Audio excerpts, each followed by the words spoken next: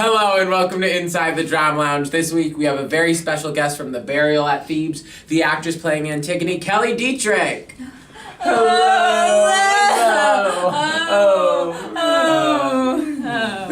Hi Kelly, how are you? I'm great. How are you? Good. So, can you tell us a little bit about the show that you're working on, The Burial at Thebes? Yes, absolutely. Okay, so where the audience comes in when we start our lovely show is the day before, I believe, or very recently in the past, Polynices and Eteocles, Antigone's two brothers, have just slaughtered each other in battle. Ooh.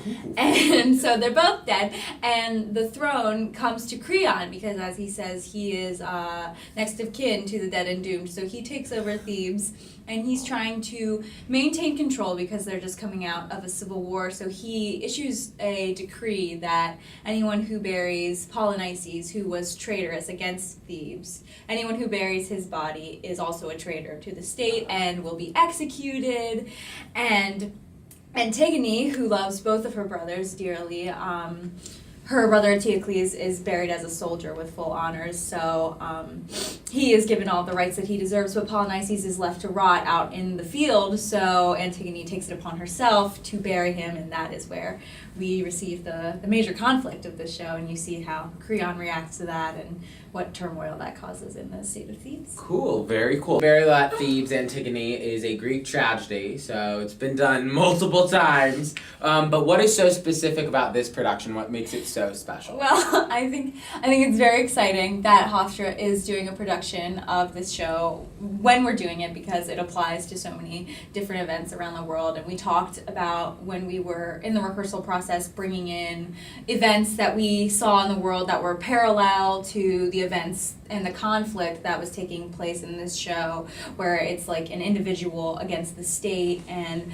I think we really explored the idea of that and the language of the play in a really interesting way that I don't think has ever been done before. Our set is very, very simplistic but very intense. It's a very intimate setting, and it creates a very unique experience for the audience who are coming to see it, and it's never been staged in this way before, so I'm very excited about that. Very cool. So it's directed by none other than Cindy Rosenthal. How's that been working with her? It's been incredible. Cindy is an exceedingly generous woman, and she just throughout the entire rehearsal process has been such an amazing guiding light, really, for everyone. And she is very, very close to the work. She's written a dissertation on Antigone and actually Judith Molina's production of Antigone with the Living Theater, and she has researched it extensively and has wanted to do the show for such a long time. So it's really like a labor of love for her, and we could all tell throughout the process it was such an honor to get to work with her. Very cool. So where and when is the show? The show is in the Black Box Theater from November 7th to the 16th at 8 p.m. on Friday and Saturday of this weekend, and Friday and Saturday and Thursday of next weekend, and at 2 p.m. on Sunday of this weekend and next weekend. Does that make sense? Did I Absolutely. do that well enough? And who else is in the show with you? Our cast is incredible, and we have a lot of amazing people in it. It's been really awesome to work with people like Will Atkins, Tom Myers, Ryan Malloy, people who are like my closest friends in the world, and people who I don't work with that often, like Nate King and Batson and Tyler Beloin, and like people that, you know, I've all sorts of people that I have all sorts of different relationships with, and our cast is very cohesive, and it's such a joy to work with all of them. So, very cool. Well, yeah. Speaking of your cast, I actually spoke to a couple of them. Oh boy! Found out some juicy little things about the rehearsal room, and so I actually invited them to ask me questions to ask you for this episode. So this is all from the cast. So have you put yourself beyond the pale? I have put myself certainly beyond the pale because I'm not Caucasian. So that was kind of out of the question for me from a very early age. I mean, I'm pretty olive, as you can see. So I've just transcended that level of consciousness, I believe, and know. Great. And what are your thoughts regarding wild birds?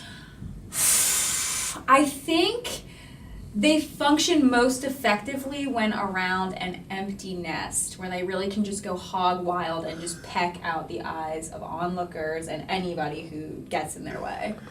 Where did you learn ancient burial rites? That's a really good question. There's actually a really good series on it in Barnes & Noble called Ancient Burial Rites for Dummies, and I didn't actually check it out because the price was like $36. I'm like, what the hell? So I actually just kind of like would go every week and like just leaf through a little bit, and they had all sorts of diagrams and really, really helpful learning tools for that. So I just picked up a little bit of this and that I really liked, and you'll see you put it to practice. Very excited. A couple more. Where did you get your defiant spirit from the patriarchal male? Ooh, well, that's built in, really, and I mean anybody who loves themselves has that in them a little bit, I think, and I mean it's pretty easy to tap into that when you look at Tom Meyer's face, and you don't want him to ever get anything that he wants. So. How does it feel to be the complete center of attention? Status quo. Typical. Absolutely. Everyday kind of happenstance. Look at me or die. I gotcha. And last but not least, an exact quote from the show. Okay, how did you come on her? With vigor, as Will Atkins once iconically said. Great. Thank you so much, Kelly. Come see the burial at Thebes. Opens this weekend. Thank you so much. Oh my God, it's been a